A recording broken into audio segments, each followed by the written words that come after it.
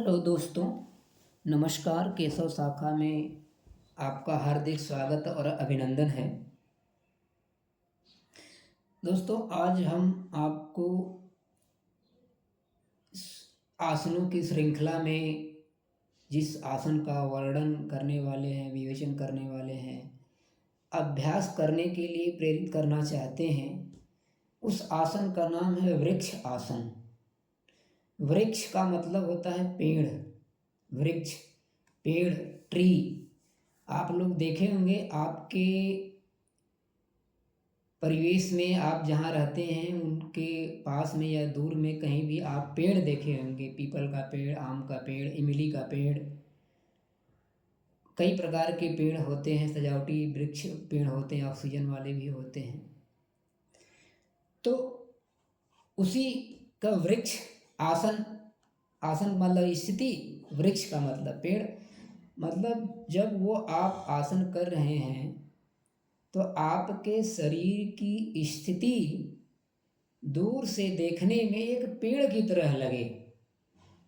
आप यदि सुबह के समय माई दबे 5 बजे जब योगासन वृक्ष आसन कर रहे हैं फील्ड में, ग्राउंड में, तो मान लो दूर से कोई अपने घर से या अपने छज्जे से, छत पर से आपको दिख, उस आसन में आपकी शरीर वो इस स्थिति में खड़ा है तो दूर से देखा कि अगर कोई पेड़ है क्या, वो पेड़ के जैसा लगना चाहिए। ऐसी स्थिति आप जब बना करके खड़े हो जाते हैं, स्थिर हो जाते हैं, तो उसे वृक्ष आसन कहते हैं। अब दोस्तों, इसका तरीका भी आपको बताएंगे करने का, अभ्यास करने का, कि एक कैसे अभ्यास करते करते ये पूर्णतया स्थिति बहुत ही अच्छी हो जाती है वृक्ष आसन की। उसके बारे में हम अभ्यास करना होता है, उसका तरीका भी आपको बताएंगे। उससे पहले लाभ के बारे में जान लेते हैं। लाभ, कोई भी कार्य करने से पहले मन में आज के परिवेश में ऐसा हो गया कि लाभ का चिंतन जरूर आ जाता है दिमाग में, माइंड में। बट ऐसा होना नहीं चाहिए। पहले लाभ के बारे में नहीं, पहले कर्म के बारे में सोचना चाहिए। तो फल की चिंता हमारे शास्त्रों में भी, वेदों में भी लिखा है कि फल की चिंता किए बगैर ही हमें काम करना चाहिए, जिससे समाज का कल्याण हो और अपना भी कल्याण हो। ऐसा ही कार्य हमें करना चाहिए फल की चिंता के बगैर। लेकिन आज का जो परिवेश, सामयिक परिवेश हम लोगों का ऐसा हो गया है कि लाभ का ही चिंतन करते हैं। दिन भर रात भर सिर्फ लाभ ही लाभ, कहाँ कितना फायदा हुआ, कितना कमाया। तो एक जो ये परिवेश चल रहा है आज के समय का, ये लाभ का ही चिंतनशील प्रवृत्तियाँ ज़्यादा हैं हावी। तो इसलिए मैं आप लोगों को पहले लाभ के बारे में बता देता हूँ, फिर आपको करने के तरीके के बारे में बताएंगे। तो चलिए लाभ के बारे में जानते हैं कि ये वृक्ष आसन करने से हमें क्या लाभ मिलता है। वृक्ष आसन, इससे घुटनों और एड़ियों के जोड़ों में लचीलापन बढ़ता है। दोस्तों, इस वृक्ष आसन का अभ्यास करने से घुटना, आपके पैर का घुटना और जो एड़ी है आपके पैर की, ये इसका लचीलापन बढ़ जाता है। इनकी मांसपेशियां लचीली हो जाती हैं और मजबूत हो जाती हैं। लचीलापन रहेगा तो मजबूती रहेगी, लचीलापन नहीं रहेगा तो मजबूती नहीं रहेगी, दर्द होने लगेगा, टूटने का भय रहता है। बचपन में देखे होंगे आप लोग कि कहीं भी कूदना, उछलना कूदना बहुत हल्का सा लगता था। कहीं पेड़ पर से कूद गए या दीवार पर से कूद गए, बहुत ऊंची दीवार नहीं, छोटी दीवार पे, तो कोई दिक्कत नहीं आती, थोड़ा बहुत दर्द होता था घुटनों, फिर सही हो जाता था। लेकिन आज के समय में अगर आप 35-40 वर्ष के हुए हैं, इससे ऊपर के हो गए, तभी अगर उतना ऊपर से कूद जाए तो पता लगे हड्डियाँ चकनाचूर हो जाए। तो इन सब घुटने और एड़ी सोचे कितने महत्वपूर्ण है ये चलने के लिए। इसमें मजबूती आती है, लचीलापन बढ़ता है, जिससे इनका लाइफ लॉन्ग हो जाता है। इससे पैरों की पेशियां मजबूत होती हैं और स्नायु भी शक्तिशाली होता है। इससे पैरों की पेशियां, जो मांसपेशियां, वो मजबूत होती हैं और स्नायु जो नसें हैं वो क्या होती हैं, मजबूत होती हैं, शक्तिशाली होती हैं। इससे गठिया का दर्द और शून्य होने की समस्या दूर हो जाती है। इससे गठिया, जैसे जो हमारे गठिया रोग जाता है, अस्थि जोड़, जहाँ जहाँ हड्डियों का जोड़ है उनमें बड़ा दर्द होने लगता है और शून्यपन अंगों में, शरीर के अंगों में शून्यपन होने लगता है।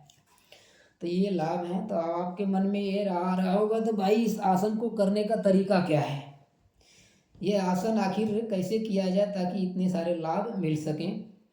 तो इसका तरीका है, पहले सीधे खड़े हो जाइए, दक्ष में खड़े हो जाए, पैर आपस में जोड़ें और बाहें सीधी रखें, अपने हाथों को सीधा रखेंगे, एड़ियों को मिला लेंगे, सावधान मुद्रा जैसे दक्ष की मुद्रा होती है उस तरीके, स्वयं सेवक लोग दक्ष की मुद्रा बोलते हैं, दक्ष आरम दक्ष, तो उस तरह के दक्ष हो जाइए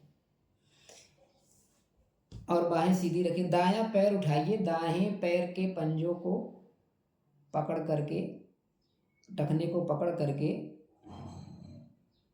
ऊपर उठाइए, जितना आपको क्षमता है ऊपर जितना ले जाइए। दायां पैर मोड़ लें और संतुलन बनाए रखने का प्रयास करें। पैर को ऊपर उठा लेंगे, जांघों से सटा लेंगे, दाईं एड़ी को दोनों हाथों की सहायता से बाईं जांघ की ऊपरी भाग यानी जोड़ पर रखें। मतलब एड़ी, दाईं एड़ी को दोनों हाथों की सहायता से, दोनों हाथों से पकड़ करके अपने जांघ, जो पैर का निचला ऊपरा भाग होता है, उस भाग के ऊपरी भाग पर यानी जोड़ कर रखना है। जैसे वृक्ष के तने से टहनियाँ जुड़ी होती हैं पेड़ की, पेड़ की जो तने से होता है, मेन तना होता है, उससे टहनी छोटी छोटी डालियाँ निकलती हैं, तो वो जुड़ा होता, उस तरीके से वृक्ष की तरह बना लेना है। पंजों की दिशा नीचे की ओर रखना है, ये भी बता रहे हैं। पंजा के जो दिशा होनी चाहिए मित्रों, वो नीचे की तरफ होनी चाहिए। मुड़े हुए पैर को दूसरे पैर के साथ समकोण पर रखें, और समकोण बना सकें तो और अच्छी बात, समकोण। अब हथेलियों और उंगलियों को प्रार्थना की मुद्रा में जोड़ें, हाथों को प्रार्थना की मुद्रा में जोड़ लेंगे, ऊपर उठाएं और छाती पर रखें, धीरे धीरे उन्हें उठाकर सिर से ऊपर ले जाएं। मतलब जो प्रणाम की मुद्रा हाथों से बनाए हैं उसे ऊपर की तरफ, और जो हमारे हाथ हैं दोनों वो कानों सटे, कुछ इस तरह शरीर का संतुलन बना के रखना है। अब हाथ नीचे ले जाएं और मूल अवस्था में लौट आएं। इसी प्रक्रिया के साथ साथ ये आसन दूसरी से भी बार दोहराया जा सकता है। तो आपको करने का, अभ्यास करने का भी वीडियो बनाएंगे, उसके बारे में और गहरी विवेचना करेंगे। तो ये था वृक्ष आसन का दोस्तों करने का तरीका, उसके लाभ आप देखे ना, उसका तरीका भी आपने सुना। तो इस आसन को आप लोग नित्य प्रतिदिन सुबह समय मिले तो सुबह, नहीं समय है तो शाम को योग अवश्य करें और ये वृक्षासन करें ताकि आपको ये सब लाभ मिल सके। धन्यवाद। फिर दोबारा मिलेंगे नए वीडियो के साथ दोस्तों, तब के लिए जय हिंद, जय भारत।